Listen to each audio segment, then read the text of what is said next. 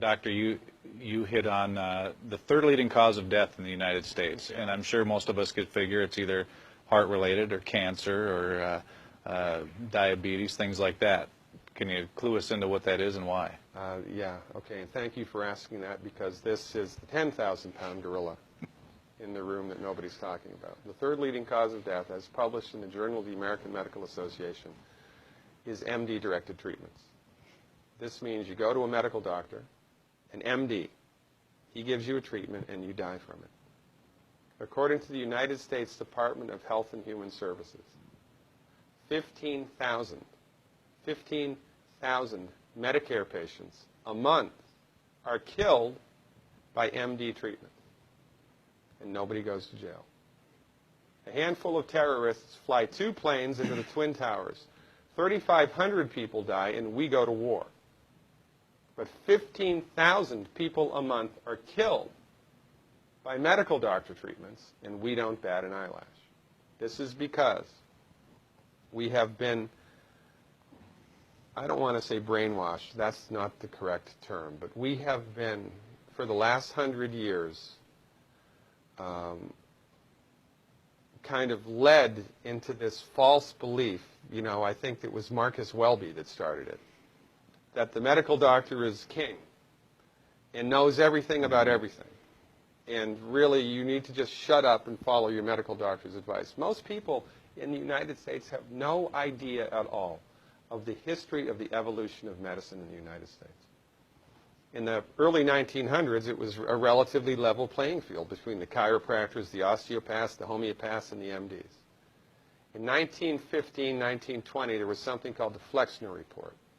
The Carnegie Corporation funded this man named Abraham Flexner. He went all around the country, and he went on stagecoach and train and horseback. This was before the interstate highway system, right? It took Flexner 5 years to do this. He went all around the country and did an inventory of all of the medical schools that prescribed drugs. He brought the list back to the Carnegies, who owned drug companies, and then the Carnegies and the Rockefellers gave millions of dollars of free money to the medical schools and hospitals in the United States that were prescribing drugs. That was the beginning of the end. After the Flexner Report, there was no more level playing field in the United States.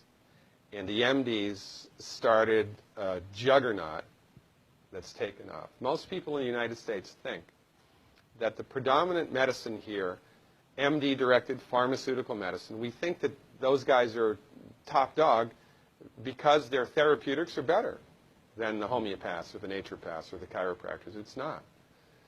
They're in the driver's seat because of political and financial coalitions that were built at the turn of the century that most people have no idea of at all.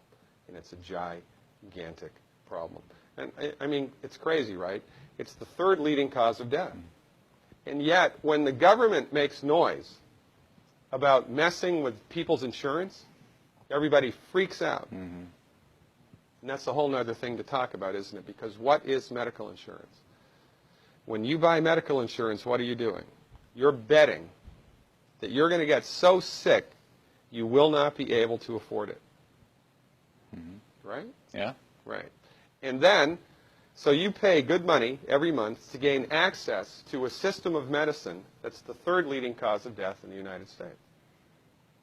We need our heads examined, quite frankly. That's why we give, Dr. Wallach and myself collectively, we give 400 free lectures a year.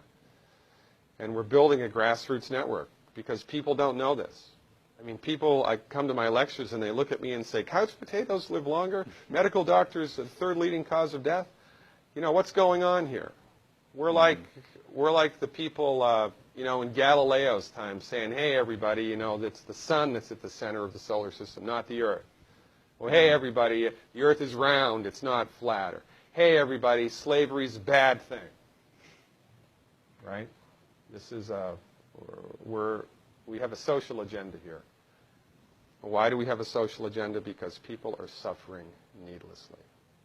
You wouldn't believe, as God is my witness, you would not believe the things that I've seen people recover from in holistic medicine.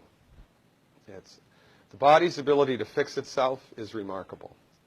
And most of the time, all that the body needs to do that is the raw materials that it needs to do that. And we need to stop eating food that's hurting the body. You know, if you put diesel fuel in an unleaded engine, even if it's a brand new Ferrari, it's going to run like crap if it runs at all. There's nothing wrong with the car, it just had the wrong fuel. It's the same with the human body. You give the human body the raw materials that it needs, clean up the diet, Superman, Superwoman. And you know, if you don't get to super status, then at least your blood pressure normalizes, at least your arthritis goes away, at least your anxiety and panic attacks go away, and you can sleep through the night.